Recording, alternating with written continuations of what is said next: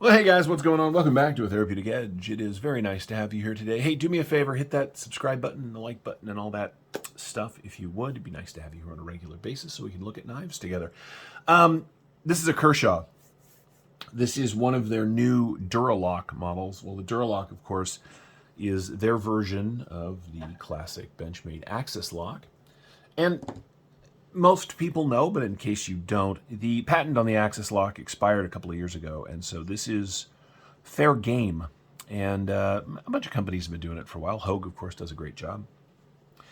Last year, a Kershaw was in my top 10 knives of the year.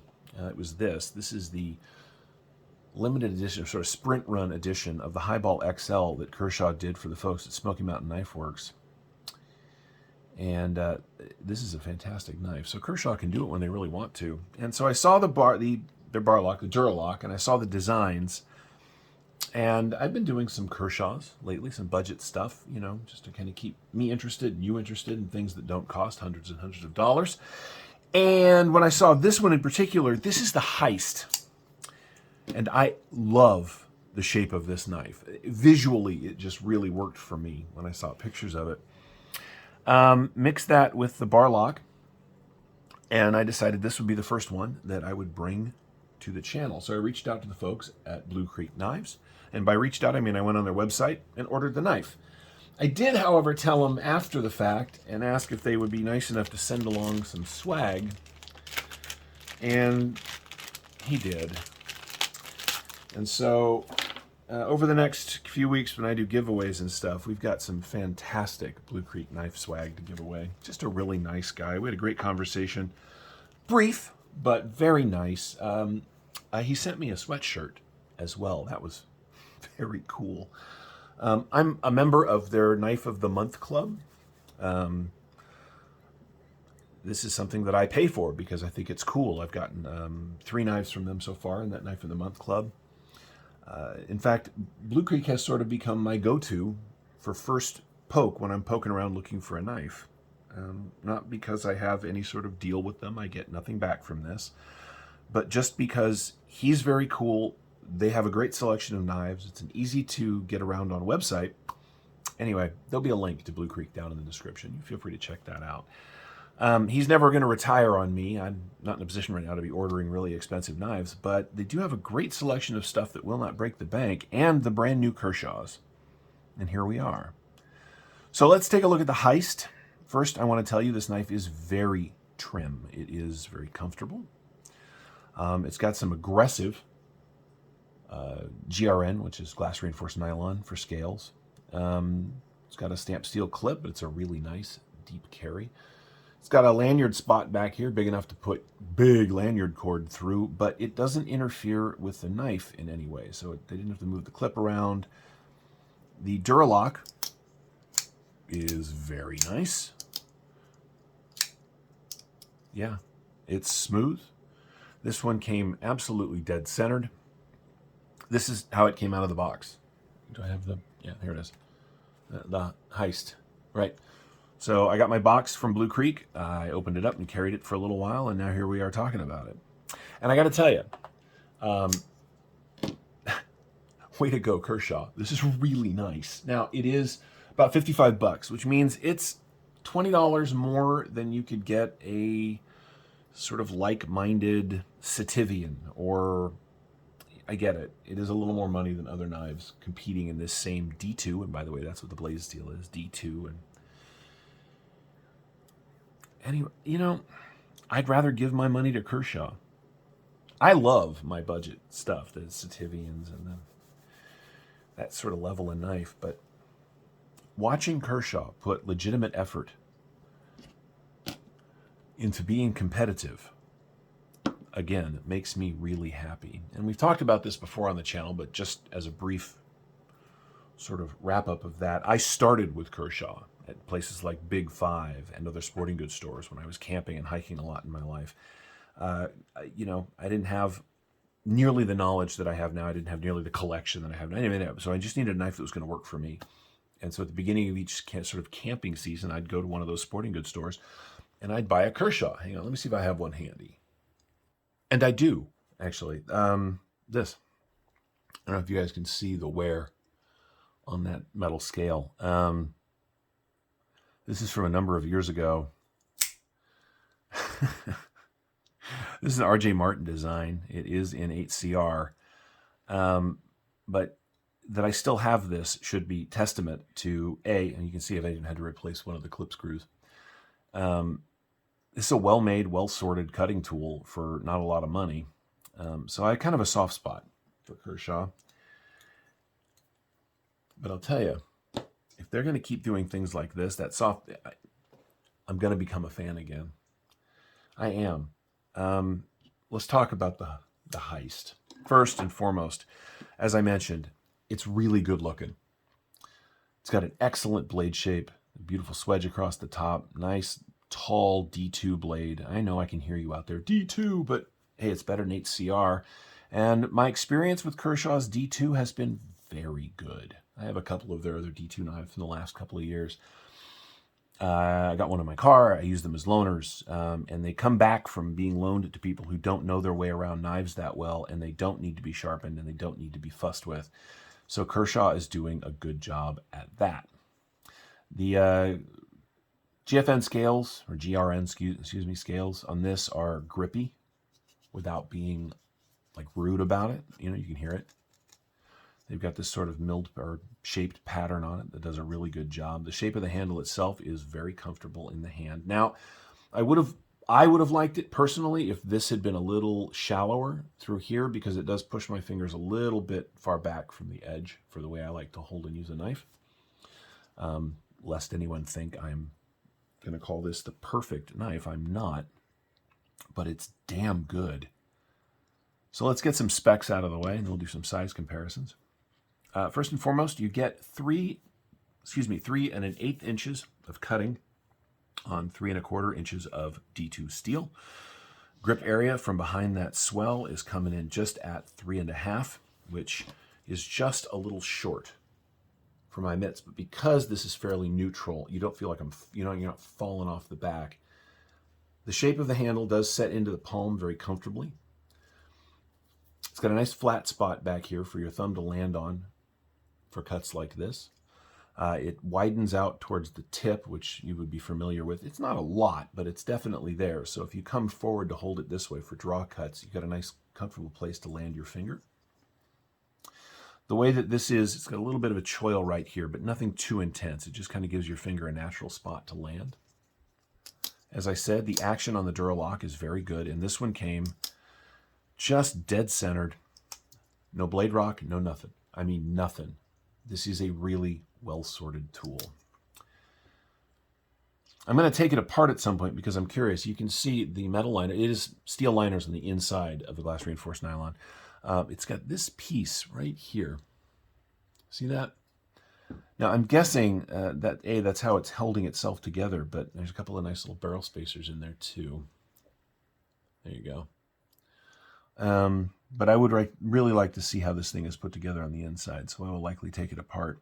Now, that has been a risk in the past. I've had a couple of Kershaws that once I got them apart, and I've taken apart hundreds of knives, they were a struggle to get back together, but this one seems pretty straightforward. We'll see how it goes.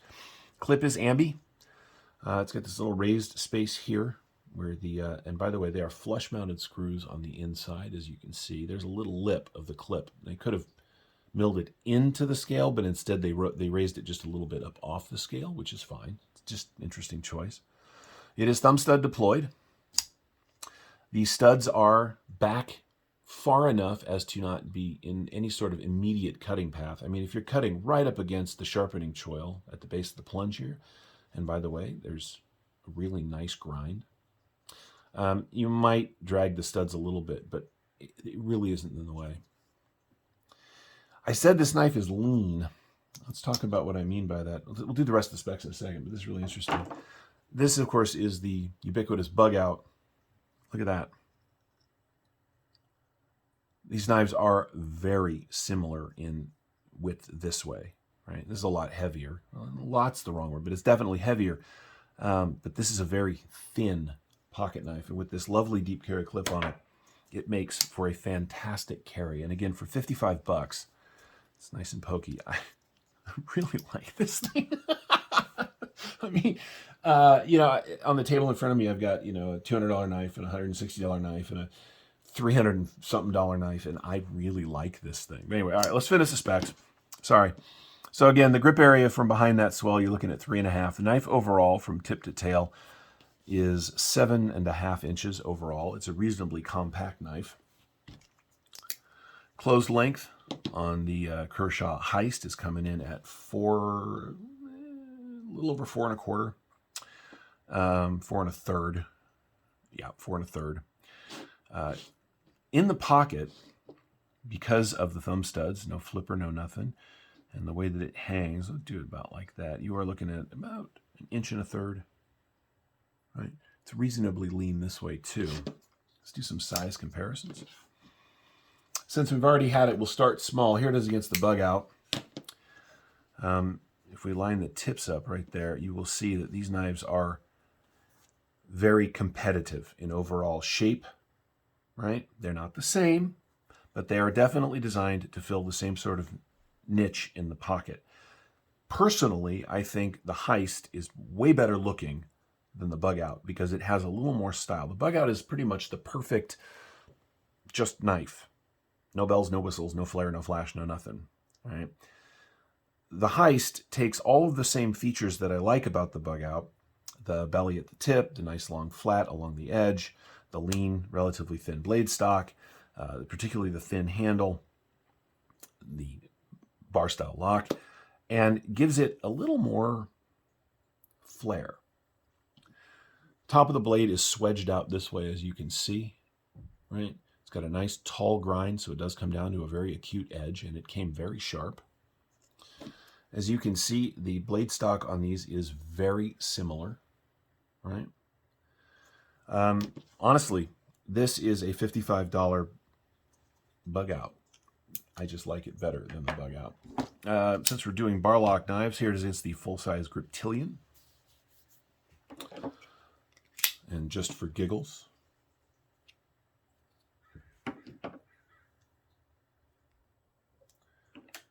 here it is against the Redoubt, or Redoubt.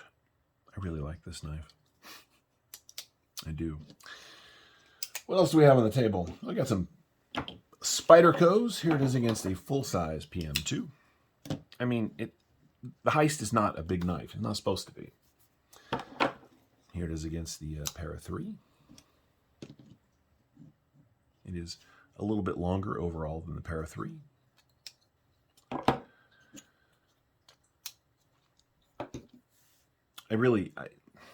I've said it a bunch already. I'm not going to get too far into it. This is a superb budget-friendly knife. I know, I can hear you. You can get knives for $27 on Amazon. You can. I have a lot of them, and I've certainly had hundreds more come through at this point, and I like this a lot. I'll put a link to the Blue Creek Knives link for this knife in the description, not just their website, but this specific. And I think this has inspired me. I'm probably going to bring the rest of the DuraLock Kershaws on because now I'm interested. And I don't have to do that. Right? I got a lot of knives. I have a lot of my own collection, and I'm always trying to bring things in for you guys to look at. But yeah, this is really interesting. This logo there is the in-house design logo. This is on the ZT0308 and a couple of other Kershaws that I really like. They stamp this on there when it's an in-house design and not, like an R.J. Martin design. This is a knife from Kershaw that absolutely deserves this treatment. I've had this knife for a week, and I'm telling you right now, if they produce a high-end version of the Heist, I will throw my money at them because of the shape and the design and the overall aesthetic and fit, finish, and function of the Heist. But even at this level, even at the $55 level, this is a lot of knife for the money. I really dig it. Let's weigh it out. If it's going to be in bug out territory, let's find out exactly how heavy, excuse the clunk, it's going to be. Now it is steel liners and GRN or whatever. The liners do, I'm not going to be able to get in there with the light, but the liners are in there. It has countersunk liners on the inside that cover up most of the inside of the scales. So I'm assuming it's going to be, well, let's find out. Not that much. It is less than an ounce. Or exactly an ounce? I thought it was 1.9. Okay, it is exactly 1 ounce heavier than the Bug Out. It is $100 less money. I don't know, man. That's pretty good. I said it was a reasonably thin slice of that D2. Let's take a look. All right, back here at the thickest point, yeah, we're looking at 2.18 millimeters. By way of example, the Bug Out is interesting, 2.3. So it's actually a slightly thinner slice of D2 than the blade steel on the Bug Out. Oh, that's interesting. God, it looks so close. It's running on phosphor bronze, which means even though it's very smooth right out of the box, with a little time, this thing is going to be glass. I'm just completely blown away at the fit and finish on this knife. I really am. Yeah, that's it. This is the Kershaw Heist, one of their 2023 releases, and I am suitably impressed. I really am. I hope you guys have enjoyed this look at it. I know I've enjoyed having it. This is probably going to become my new go-in-the-car knife, just because I really like it. It's going to be great for hiking and backpacking, too. Anyway, Kershaw Heist, new for 2023, an excellent bit of kit from the folks at Kershaw. Thank you so much for watching. We'll see you next time.